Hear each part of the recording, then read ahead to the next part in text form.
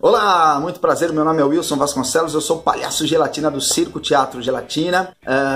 Boa parte da minha carreira nesses últimos anos tem sido dedicada aos shows de hipnose e mais especificamente a hipnose de palco, né? Parece uma coisa simples, mas pressupondo que um show de hipnose precisa de um momento de relaxamento, de indução, talvez isso não seja tão simples assim. Então, o que eu sugiro? Bom, a primeira grande precaução que eu acho que a gente tem que tomar para qualquer tipo de show é estabelecer um contrato. Porque no contrato você pode colocar todas as cláusulas que vai colocar o seu contratante num estado de alerta, né, ao perceber que ele está contratando um profissional, que ele não está contratando qualquer garoto que vai fazer qualquer show de qualquer jeito, no combinado na palavra e mais ou menos naquele cantinho ele fica. Não, um contrato eu acho que já é um primeiro rapport, uma primeira experiência que você estabelece com o seu contratante para que ele entenda que ele também tem obrigações ao te contratar. Bom, e das muitas exigências que com o passar dos anos eu passei a colocar no meu contrato, sem medo de parecer prepotência, arrogância, muito pelo contrário, né? Oferecendo um produto de qualidade profissional, né? Porque o contratante vai passar a perceber que você tem seriedade no que você faz, né? O contrato já pressupõe isso. Então, um dos elementos que eu sempre coloquei em todos os contratos é: na hora do show não podemos ter nenhum outro equipamento de vídeo, de som, de videogame, de brinquedo competindo com o show. Então tem que desligar na hora que contratar o show. Bom, e aí vários outros, né, que eu coloco já para que volto a dizer, para que o contratante tenha a ideia de que ele está contratando um show profissional, né? Umas dicas que eu dou aqui, dentre eles, não sei se vai ser conveniente, algumas pessoas podem concordar, outras não, eu adotei para mim para o resto da vida. Em shows particulares, assim, de família, pressupondo que o contratante nem sempre é uma pessoa que tem experiência com isso. Então, às vezes é um papai, uma mamãe que juntou lá uma grana para fazer uma festa para um filho e tal, e não tem ideia de como contratar um show. Então você precisa estabelecer as regras, né? Eu trago algumas lembranças desses quase 30 anos de palhaço que eu tenho de profissão. Eu fiz centenas de shows em buffets, muitos. Teve época da minha vida que eu fazia 5 shows por semana em buffet, um saindo de um e do outro. E hoje eu não faço tanto por causa do meu circo, eu me dedico mais ao circo, mas peguei bastante experiência nesse universo, conheço bem isso. Num ambiente como um buffet ou num salão de festa, né, num ambiente contratado como locado como salão de festa, ou ainda num salão de festa de um prédio, que são duas coisas diferentes, né? Nesses três ambientes, buffet, salão de festa de prédio, a gente tem algumas concorrências e se a gente não tomar cuidado, elas podem realmente tomar a atenção da nossa audiência. Num buffet, você tem 1000 concorrências. Tem lá um baita videogame, tem um brinquedão, que mesmo sendo uma festa de adolescente, de repente algum moleque vai querer ir lá escorregar, enfim, e vai, de repente, tem alguma tirolesa, né? Tem buffets aqui em São Paulo que são, nossa, industriais, assim, tem brinquedos carésimos, tá, roda gigante, enfim. Então você tem uns brinquedos com os quais é muito difícil você manter uma concorrência. Você tem o serviço de garçom, que não raro, em algumas ocasiões nos meus shows, já entrou no pior momento possível, tirando a atenção da plateia, porque o camarada entra, tá todo mundo lá parado, sentado, assistindo um show, num baita calor, como esse que tá fazendo agora, por exemplo. O cara chega com uma bandeja de Coca-Cola gelada com gelinho lá, então não tem salgadinho, né? E aí todo mundo vai, eu quero, e você já perdeu a atenção. E se isso acontece num show de hipnose, pior coisa possível, sobretudo se ele entrar no momento da indução, do aprofundamento, né? Então eu coloco, por exemplo, eu preciso de uma vaga para estacionamento, porque senão você vai num buffet, por exemplo, tá lotado de carro, tem lá um guardador de carro e ele vai guardar os carros do manobrista, ele vai guardar os carros dos convidados da festa. Aí ele vai pegar o carro e vai colocar lá embaixo, às vezes até coloca na rua, né? E aí, no teu caso, como você às vezes você pode ir com microfone, com figurino, levando um sacola, alguma coisa que você vai usar no show, algum elemento cênico e tal, mas se o carro fica lá embaixo, você já vai chegar suado na festa, você já vai chegar atormentado. Então é bacana que você estabeleça no contrato: precisamos de uma vaga para automóvel próximo ao local do show. Isso já transmite uma seriedade, um compromisso também do contratante para contigo.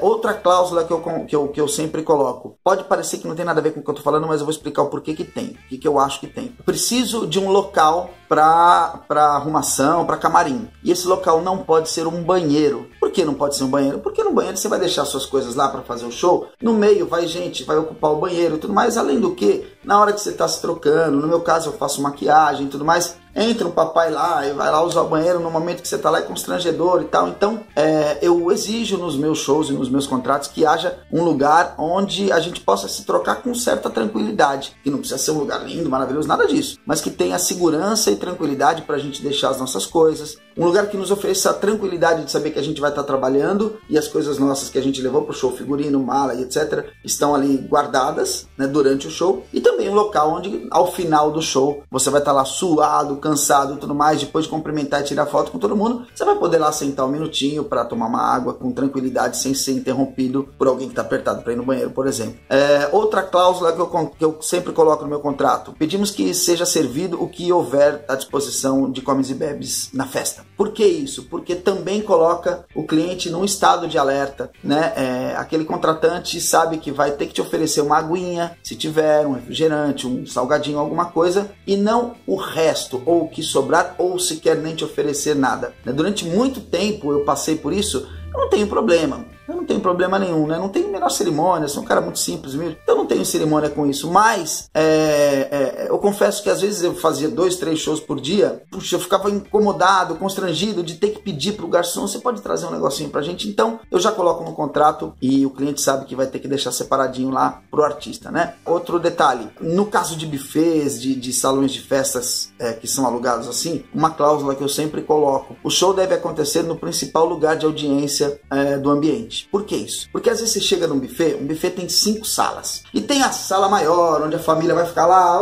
beleza, conversando, todo mundo, e aí a pessoa do buffet fala: faz o show ali naquele cantinho, pode ser? Não, não pode ser, não pode ser, porque o meu show é um show familiar, todas as pessoas precisam participar, e ele não é um show para ser feito ali no cantinho, tá? Então, infelizmente, não pode ser, ele tem que ser feito no melhor lugar, no lugar principal da festa, porque o cliente está pagando num preço que não é barato e pagando por uma atração profissional. Então não pode ser ali no cantinho, tem que ser num lugar bacana. Tudo isso pode parecer prepotência, pode parecer frescura, mas não é. É uma forma de se autovalorizar, é uma forma que você precisa entender que deve ser adotada para que as pessoas te valorizem, para que o teu cliente te valorize. Por que que isso tem a ver com a questão da atenção? Você tem que pensar que as pessoas que vão te contratar talvez não tenham, eu repito, né, a experiência de contratação de artistas, de atração, de produção cultural, e ao se deparar com isso, a pessoa, você já vai criar uma importância que vai muito provavelmente ser transferida para os seus convidados, para os convidados daquele contratante, como algo bacana e especial.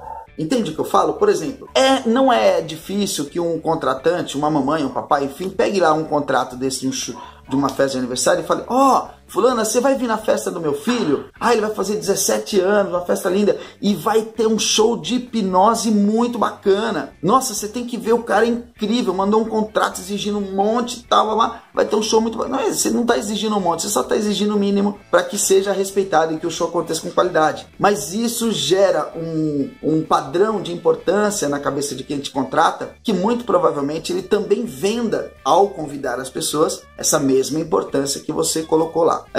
Essas são as dicas básicas aí, que eu acho que podem ser colocadas já num contrato para gerar essa importância e esse profissionalismo que todo show deve ter. Bom, as outras duas eu acho que ficam por conta realmente do pré-talk e da apresentação.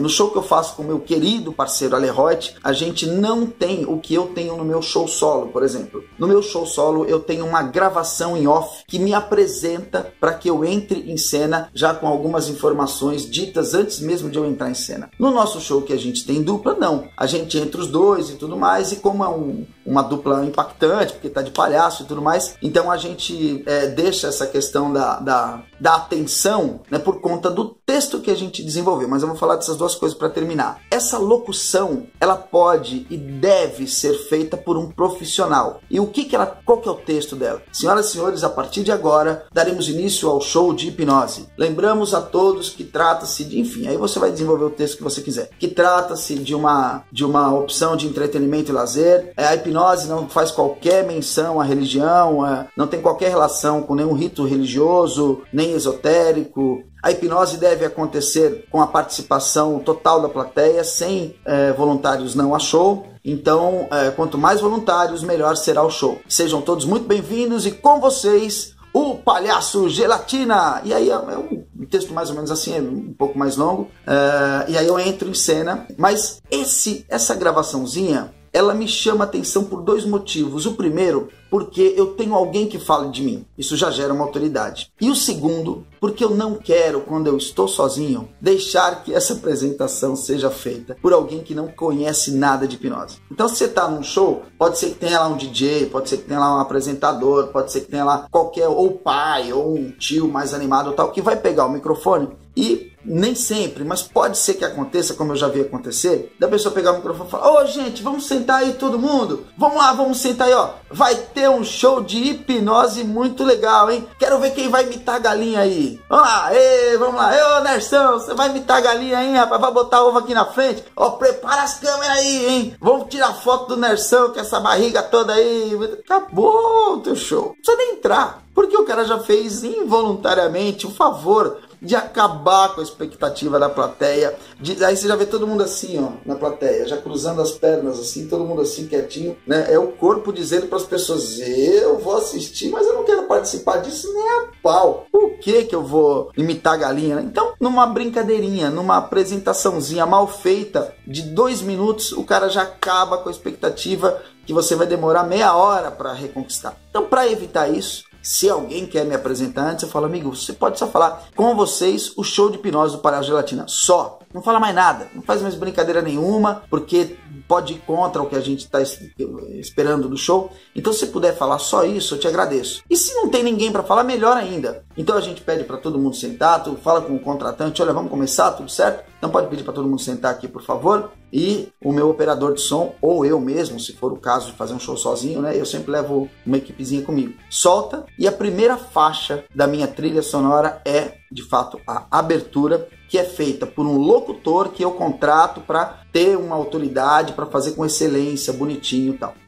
Existem locutores, uma dica, locutores de circo que trabalham com essas propagandas que você vê do ovo no carro, que você vê nas lojas, e no universo do circo tem muitos também, né? Que você paga muito barato, eles cobram muito barato porque eles fazem muitas durante o dia e todo dia. Né? Esses carros de som que trabalham com o carro do ovo, o carro da Cândida, né? Eles contratam isso direto. E tem gente que se profissionalizou nisso e tem gravações incríveis. Vocês procurarem lá no Google, né, locutor perto da minha cidade, alguma coisa, você com certeza vai descobrir alguém. E não precisa nem ser perto, né? Porque o cara grava pelo WhatsApp e te manda a gravação aí perfeita, com um vozeirão bacana. Você pode combinar ali um cachezinho e ele te manda ali uma gravação em MP3 com o texto que você quis. E aí você pede para ele editar com uma música, com um efeito, ou você mesmo edita uma música em casa, tá? Então, que seja feito de maneira profissional, com uma locução bacana e profissional. E a terceira e última parte, a primeira é o contrato, a segunda é a apresentação, a terceira e última acho que fica também por conta do teu pré-talk, né? O pré-talk é fundamental. Eu acho que é ali que você vai definir o sucesso ou o insucesso de um trabalho de palco. É ali que você vai ou chamar mais atenção ou despertar mais, ou dispersar mais a atenção da sua audiência, da sua plateia. Então o pré-talk ele precisa ser construído e escrito, né, de maneira tal que você... Isso não dá para eu te falar como eu faço, porque eu tenho o meu texto eu faço de palhaço, então eu posso brincar um pouco mais e tal. O texto que eu faço com o meu companheiro Aleroit, a gente também faz de palhaço, é um texto de uma dupla que pressupõe uma dramaturgia em função daquilo que está sendo dito no espetáculo. Então tem uma dramaturgia que é diferente de só um texto de apresentação de um show, né?